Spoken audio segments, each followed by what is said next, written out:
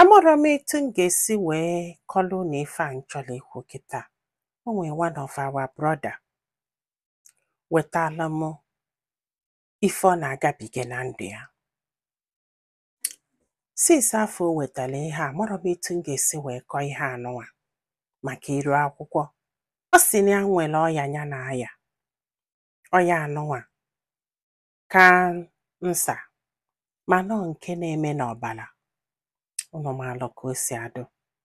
Ọ sị m, nne, na ife a na-enye eji were agwụ ya wụ marrow. Ịghọta now? And that thing eji agwụ ya na o siri ike. Na-agwala ya na ya ga-anwụ na 2022. Emesịa na ya nwụrụ. Agwụ ya na ya ga-anwụ ugboro ole na agwagolo ya na ya ga-anwụ. Emesịa na ya nwụrụ. Ya na-anụ onye ọcha na ya nọ Germany. Na onye ga ka ọ ga-enye oke ọ ga-enye o wee ịmagonu ka o si adụ. Ịghọtagonu na? Ọ sị m, nne, ndị a na-survive n'ihe ndị mmadụ donation ndị mmadụ.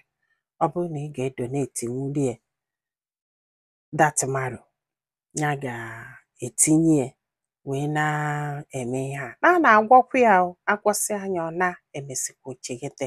Agwọsị anya ọ na-emesikwa ochighete. Ịghọtago? Na ọ bụrụ na ị maala ebe ọbụla ya nwere ike ịgwọ ihe a, cancer of the blood, chọrọ m ịkpọlie n'isi maka na o nwere ka iru akwụkwọ si wee jide anyị. Ịghọtago? O wee sị na ya na-ayọ ụmụ Igbo na ọ bụrụ na ịchọ inyere aka ije na Red Cross, inye ha afịa. Ịghọta na nọọsụ asọ ka ị ga-abụta ewee nene. Then ọ bụza na ịmachi afa akpọ gị iwelie wee wetelie wee nye. If not, n'ofu mbọsị na anụ na ya ekikigonu bucket. Ịghọta kịta na onwe ka ihe si nyere aka na ya na-ayọ onye ọbụla, ebe ọbụla, otu ọbụla ị ga-esi wee nyere aka. Ya try bugokwe ọgwụ Igbo. Mana mgbe ụfọdụ etu ya nọ kịta na enwere ike travel due to na every week na a na-enye daya ụdị ha anwa na enwere ike travel. Ma ọ bụrụ na ife ya nwere ike ije 2 days 3 days chikete, ya nwere ike ime. N'ife a na-ayọ ụmụ Igbo bụ onye nwa ka ọ ga-esi nyere ya aka.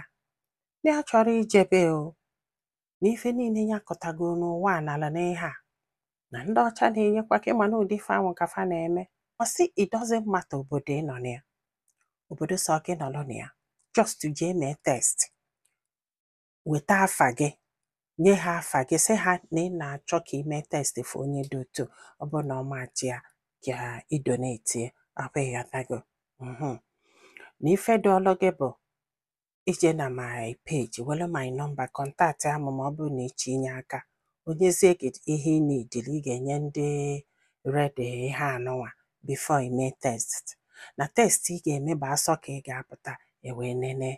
Amụrụ m etu m ga-esi nyelu this our brother aka. Ọ na-ewute m. And biko ọ bụrụ na ị ga-ede comment, don't mind because of iru akwụkwọ nwee ka o si wee jide anyị. Ọ bụrụ ife niile ka anyị na-ekwu. Ime ka mmalụ. Ka nye gị nọmba aka gị na akwụbe ka ọ gwaza gị what to do.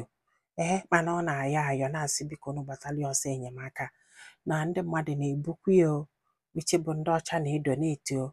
Ọ bụgodu nọọsụ ekpele ka ị ga-ekpe ikpe ekpele, mana agabana deep n'ife nkwuru maka iru akwụkwọ. Ọkwa ịghọtago? Ọ bụzịkwa na ị ga-enye aka within me for inye aka, mana unu idele enyemaka. Ife unu idikere ebo ndị ga-eje jenene ma famajele ka fanye. Mana ụmụnne m, ike gwụrụ m. Ike gwụrụ m. Ike gwụrụ m. I wish na onwe ife ga-emenwu. Onwe ife inwe ịtụnye. Daalụnụ. Ka ọ dị n'ụbọchị ọzọ.